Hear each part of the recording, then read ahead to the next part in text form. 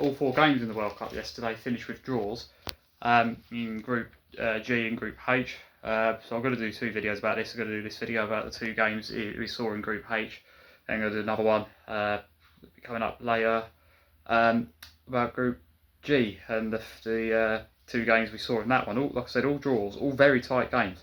A few surprises. So let's get into this. Let's talk about Cape Verde against Spain. Now, what an incredible performance this was from Cape Verde, getting their first ever World Cup appearance, keeping a clean sheet, getting a point in their first ever World Cup game was just incredible against Spain, against the favourites, against a team that it's a lot of people's choice to win this tournament.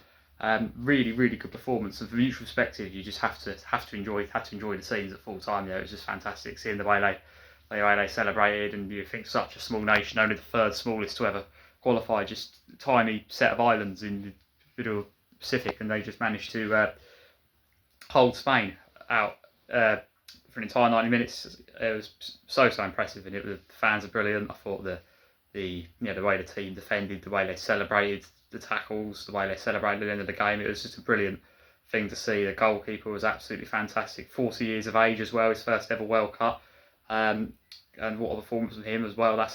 He must have won the man of the match, surely. He was just outstanding, and that's a game that in their history, Cape Verde, whatever happens in the rest of this tournament, whatever happens with the national team in the future, that is a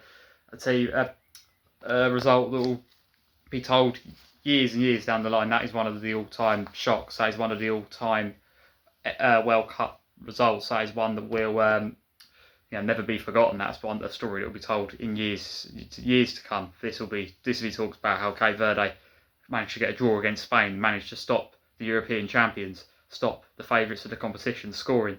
As for Spain, disappointing to be honest, but we'll get on to that. The defenders for Cape Verde were fantastic. I'd like to pick up a few. Roberto Lopez, he was brilliant. Really, everyone he come up against in that Spain forward line, the challenges were brilliant. The saves were excellent, and they actually just seemed to get better and better as the game went on more and more. The more it looked like it could happen, the longer it went on.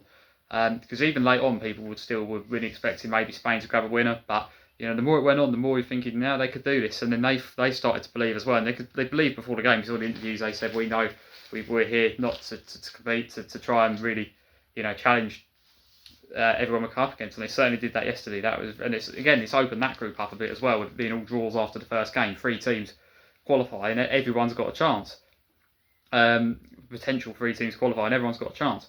But the game starts, Spain on the front foot, and if you look at over the course of the game, Spain, they had 75% possession. They had something like it was 23 shots or something like that to Cape Verde 6 or something like that. And in the first half, it was a record low amount of passes, also one of the all-time lowest amount of passes strung together from Cape Verde in Spain's half. I think only 7 passes between their players in Spain's half in the first half, which just shows you how dominant Spain were in terms of possession, in terms of getting into the positions, particularly in that first half. Spain really right from the start there on the front foot, and you're expecting the goal to come. The goal could come any minute. They're having these big chances early on, and they quite a few actually, big ones. I remember the one off the bar, the keeper making these big saves already setting the tone for the game. It felt like only a matter of time before Spain scored, but the longer they held on Cape Verde, the more they started to grow in confidence.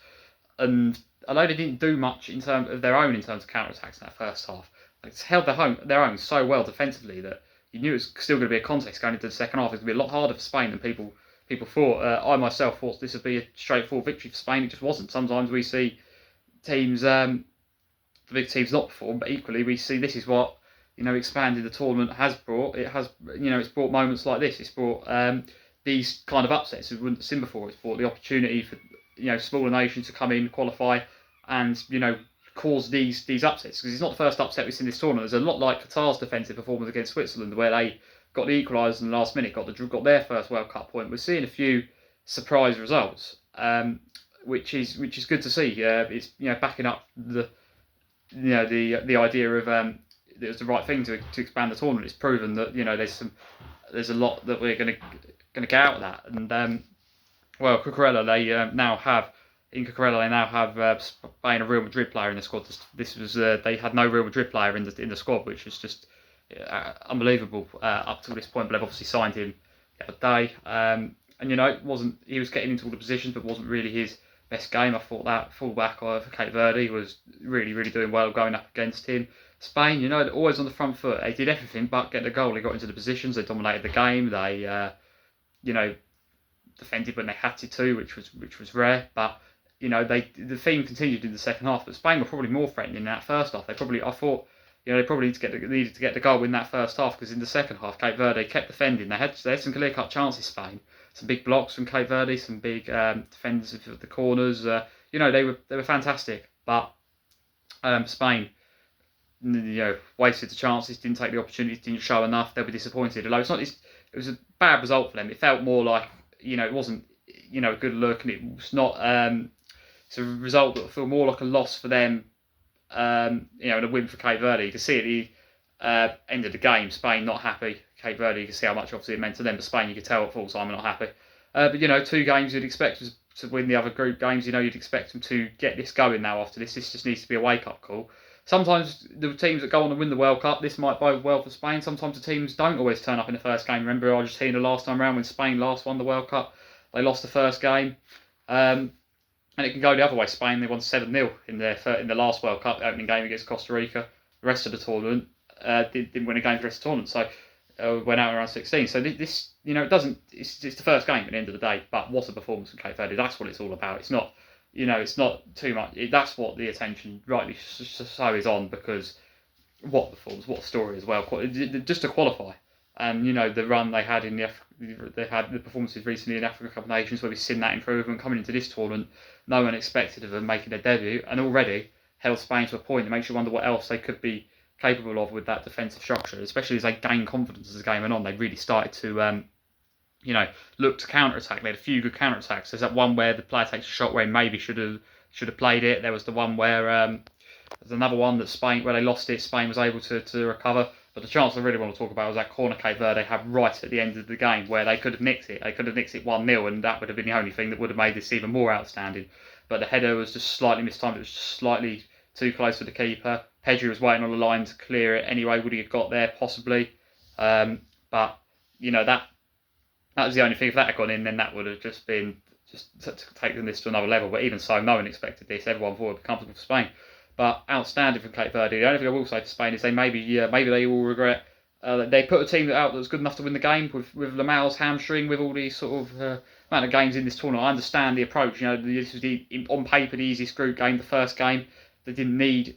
But maybe it would have made sense if it was the last game in the group. But they didn't need the superstars. But maybe they should have had them on. Obviously, they left it very late to bring Williams on. When Yamal does come on as well, it's maybe still he come on with enough time, but it wasn't really happening. Moreno obviously come on. We see Olmo come on. These are players that you thought maybe some of them should have started. Maybe if they'd been on from the start, could have been different for Spain. But even so, no excuses really. They were below their standard yesterday. Cape Verde were incredible, and it's all about them. As for the other game in that group, we saw what I thought would be a close game, what a lot of people thought would be a close game. It was never really knew which way this was going to go.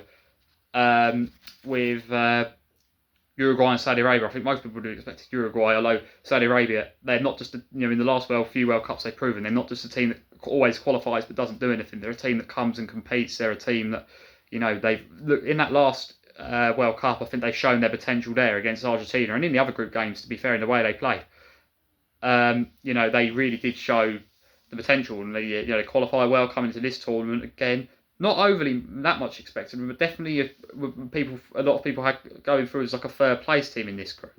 But, seeing as it's all draws, it's really, really opened this group up, and it's really going to be competitive. I think Saudi Arabia, I think they're going to be competitive against everyone they go up against. And I think they've shown that yesterday.